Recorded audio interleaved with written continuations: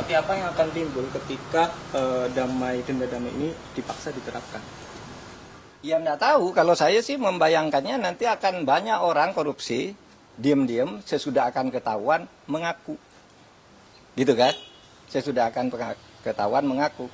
Kan Pak Prabowo inginnya sebenarnya ya, agar aset negara tidak hilang. Aset recovery namanya kalau itu di konvensi PBB. Itu dibenarkan aset recovery itu. Tetapi yang termudah agar tidak terjadi diam-diam penyelesaiannya. Dulu saya sudah pernah mengusulkan loh. Tahun 2001 ketika saya Menteri Kehakiman, lalu saya tulis lagi usul itu di dalam buku saya yang terbit tahun 2003. Judulnya Setahun Bersama Gus Dur. Mari kita maafkan aja gitu. Tapi terbuka. Seperti yang dilakukan oleh Afrika. Jangan diam-diam. Gitu.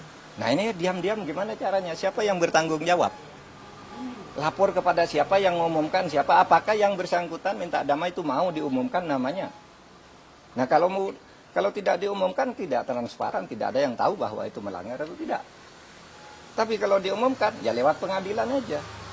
Dan salah kalau mengatakan undang-undang untuk mengembalikan aset itu tidak ada jalannya. Kalau mau ya undang-undang perampasan aset. Diberlakukan aja undang-undang perampasan aset yang sudah dituju oleh DPR sama pemerintah dulu, tapi lalu macet di DPR. Itu saja diundangkan. Itu lebih gampang, ya.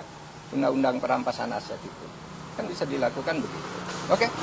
Bapak Mahfud menilai bahwasanya apa yang disampaikan oleh Menteri Hukum itu salah kaprah. Saya kira bukan salah kaprah, salah beneran. Kalau salah kaprah itu biasanya sudah dilakukan, terbiasa meskipun salah. Ini belum pernah dilakukan kok. Mana ada korupsi diselesaikan secara damai? Itu korupsi baru, namanya kolusi. Kalau diselesaikan secara damai. Dan itu sudah sering terjadi kan? Diselesaikan diam-diam antar penegak hukumnya yang ditangkap. Kalau menyelesaikan diam-diam, kan banyak tuh yang terjadi. Jaksa, polisi, hakim masuk penjara kan mau menyelesaikan diam-diam. Iya toh? Itu sama aja. Oke. Pak Andi Arief kan ada menyinggung sedikit soal turunan dari undang-undang kejaksaan. Ini apakah ya itu yang saya katakan tadi itu menyebut undang-undang kejaksaan itu salah.